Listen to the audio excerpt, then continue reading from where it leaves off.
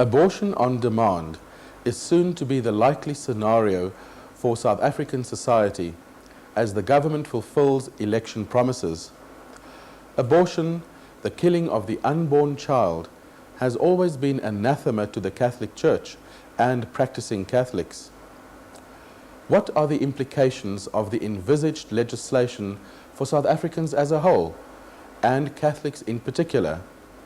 And just where does the Church stand vis-à-vis this assault on the right to life?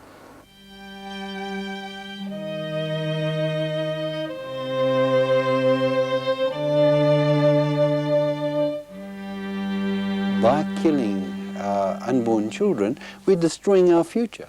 We're doing tremendous damage to women and to the integrity of our society, to the structure of the family, to the meaning and the beauty of motherhood and parenthood. And in addition to that, we're bringing down upon ourselves, inevitably, a tremendous punishment from Almighty God for any country that turns its back on Almighty God and destroys innocent children. Victims of Choice is an organization that was founded to help the victims of abortion, the victims of people who've taken the choice, the mothers who've had abortions, the babies who are going to be aborted or who have been aborted, and also the grandparents, the fathers, and the future brothers and sisters of the babies. Because with an abortion, the whole of society is in fact affected, but especially the family, the immediate family of the baby that is aborted. The pro-life organization is a non-denominational organization, and we've had patrons in the pro-life organization from all the major religions in South Africa. For example, we've had the Cardinal of Cape Town, the Chief Rabbi of Cape Town, we've had the Sheikh of the Islamic Institution of South Africa, we've had bishops and clergymen of other religious denominations and people of no religious persuasion who are obviously concerned about the transgression of the most basic human right called abortion. The Ten Commandments might be a Judeo-Christian heritage, but at the same time, the fact is that do not kill is a law that comes from a very precious set of values in the Judeo-Christian tradition. Do not kill is the enshrinement in law of what is valuable to some people. So the possibility that abortion may be illegal or immoral or effectively life-taking is not inconsistent with it being someone's religion or someone's morality, because most law, in some way or another, is actually the expression of the common good, which is perceived morally as well. And obviously, because an unborn child is a human being, and because the killing of innocent human beings is and always has been known as murder and will remain so, they are obliging doctors and nurses to become accessories to the murder of unborn children. We are Catholics and we are Christians.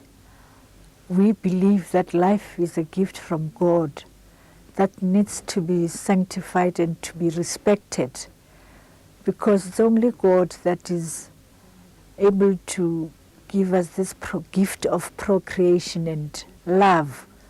We have to look at how we can protect this life as Christians and Catholics in order for us to be able to bring up these children in faith and love them. Once you have introduced abortion, you're on a slippery slope, the end of which is the total denial of the value of human life.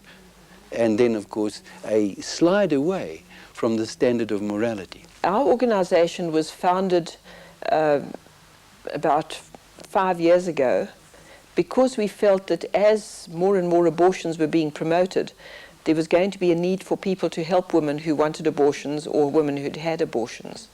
So we are primarily an organization aimed at helping women.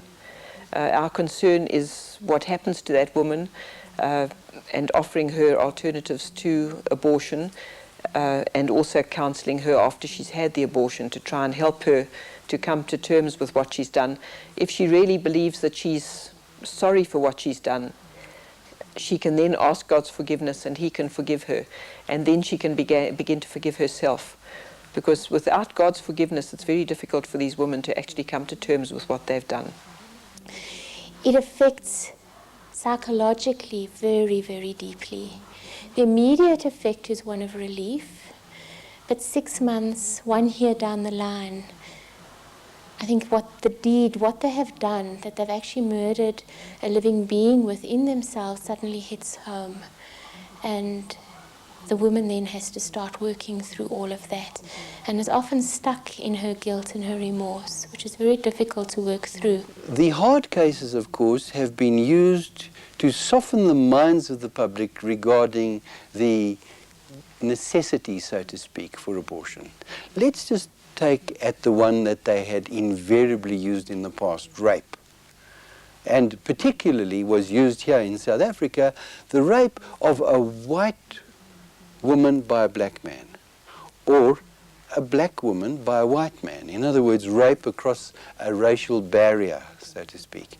And that was always used as a justification for killing the baby. But of course, killing the child that is conceived as a result of rape, and that's not very frequent, by the way, but killing that baby doesn't unrape the mother. The rapist, of course, himself will not be killed. He will not be executed by capital punishment, because our government, in a tremendous contradiction, has said that capital punishment is out because it infringes the essential right to life, at the same time as advocating the capital punishment of innocent unborn children. So there's that contradiction. What we do is counsel women who are considering an abortion. We offer them alternatives, because there's always an alternative if they know where to find it. And very often you find that women wanting an abortion are really only looking for somebody to hand them an answer, somebody to give them some hope, which very often with the counseling that they propose, women are not given. And then also we help women who've had abortions. What we do is we give them counseling to help them get over the psychiatric problems that they're going to have for the rest of their lives, because you can scrape the baby out of their womb but never out of their minds. And this is what these women have to learn to live with.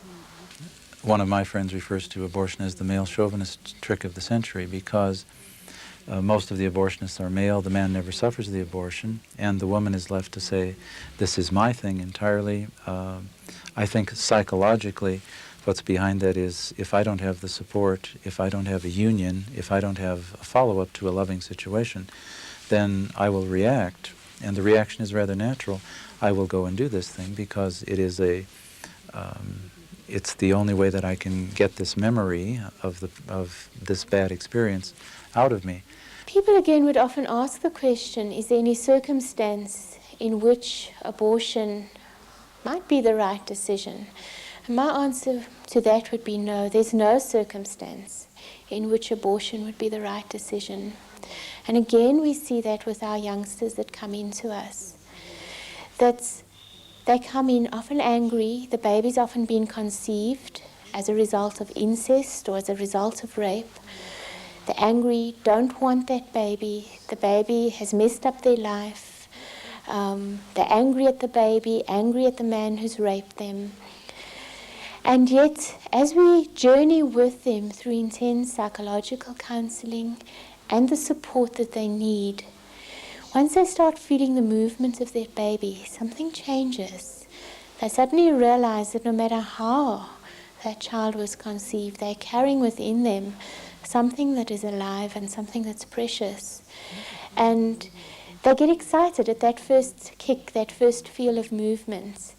And it's interesting that often at that point, many of them start considering the fact that they might bring up this child themselves, even though initially they didn't want to know anything about this child. The life that they felt within starts them along a bonding process where they see themselves, yes, as a victim of violence, but yes, also as a mother that has a responsibility to the life within her. This is a little 28-week baby, that's 7 months. These wombs are opened, the babies are taken out. They're usually breathing, crying, moving, trying to live, but they're not given a chance. They're put on a cold stainless steel sluice room countertop. They're put in front of an open window. They're put in plastic bags in the fridge. They're dropped into buckets of formalin or buckets of water. Anything that would stop the heart or the brain from functioning so that the baby dies. Then the other cases, for example, for a handicapped child. How do you improve the quality of life of a baby? By killing it. And some of these children, they say they're handicapped, they're going to be handicapped. Of course, you are not able in the womb always to determine how handicapped a child is, particularly in regard to mental capacity. So we've introduced an idea that you can kill handicapped people. And if you can kill them before birth, what's so wrong about killing them after birth? Because of course human life is a continuum from conception to natural death. And that therefore, if you can justify the killing of handicapped before birth, a good case can be made for the killing of the handicapped after birth. For us as women from the Catholic Church, we are sometimes challenged to say, oh, well, this is just imposed on you, this is not what you believe in. I don't think this is imposed on people, because I would regard South Africa to be still quite a young country to be taking such decisions on, I mean, to be legislating issues like abortion, because many countries in Africa have not yet even started thinking of abortion legislation.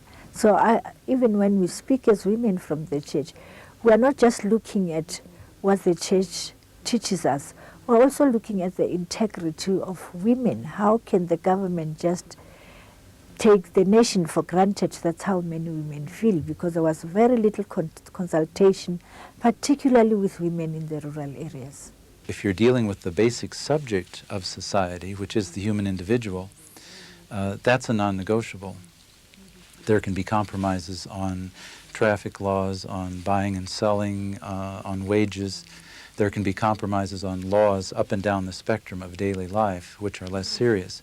When you get to life itself, which is what the law is all about, I don't think there can be a compromise. Very often women who have abortions they say, well, you know, you've had the abortion, you haven't got your problem anymore, what are you worrying about? But the thing is that the woman is not just unpregnant. She's now the mother of a dead baby. And this is what society forgets, that she needs to grieve for that baby. It's really a tragedy when a country can come to accept abortion as legalized, because all life is sacred. And I think this is wiping out the very essence of goodness, where we can no longer see life as being life from the moment of conception. What do Catholics do?